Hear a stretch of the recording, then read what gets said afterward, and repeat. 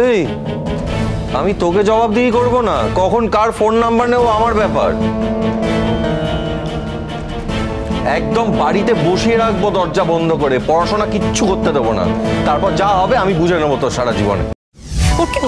ওকে ভুলে গেছে যে ও একটা ভদ্র বাড়ির মেয়ে। সত্যি তুলি, তোর সাহস দেখে আমি অবাক হয়ে যাচ্ছি। সেই নরকম ভাবে কোথা থেকে একটা খেয়ে দিয়ে নাচতে নাচতে বাড়ি ফিরলি অত রাতে? আচ্ছা তুমি আবার পুরনো কথা কেন তুলছো? এই কথাটা তো হয়ে গেছে। আমরা আজকে যাচ্ছি একটা অন্য ব্যাপারে কথা বলতে, আমরা সেটাতে ফোকাস করি না। যদি ছেলেটাকে আমাদের মনে হয় সব ঠিকঠাক নিয়ে আমরা এগোবো না। একটা কথা জেনে রাখো বৌদি, আমি কিন্তু ওকে ছাড়া কাউকে বিয়ে করব না। তুলি, তার মানেটা কি? মানে যদি ছেলেটার সবকিছু ঠিকঠাক না হয় তাও তুমি ওকেই বিয়ে করবে? এরকম ভাবে জেদ করো না।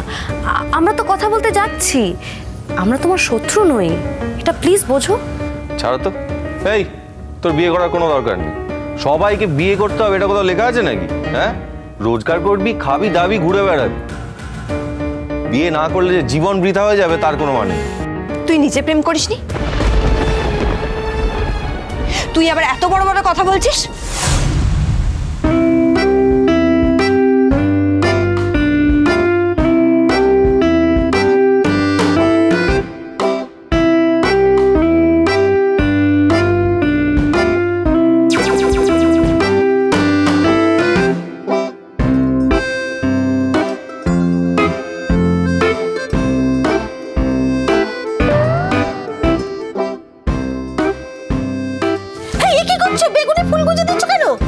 ছেলের বাবার ফোন নাম্বার নেব, ওর সঙ্গে ভালো করে কথা বলবো, ওর বাড়ির ঠিকানাটাও নেব, ওর অফিসের ফোন নাম্বার নেব। ঠিক আছে?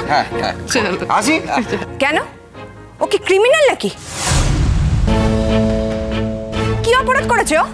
তুই ওর খোঁজ নিতে যাচ্ছিস? যা না, তুই বাড়িতে যা। তোর অফিসের নাম্বার নিয়ে কিসের দরকার? এই আমি তোকে জবাবদিহি করব না, কখন কার ফোন নাম্বার নেব আমার ব্যাপার। একদম বাড়িতে বসিয়ে রাখবো দরজা বন্ধ করে, পড়াশোনা কিচ্ছু করতে দেবো না। তারপর যা হবে আমি বুঝে নেবো তোর সারা জীবনে।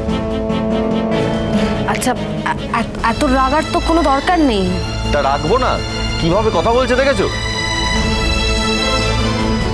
দাও আরো প্রশ্রয় দাও বৌমা।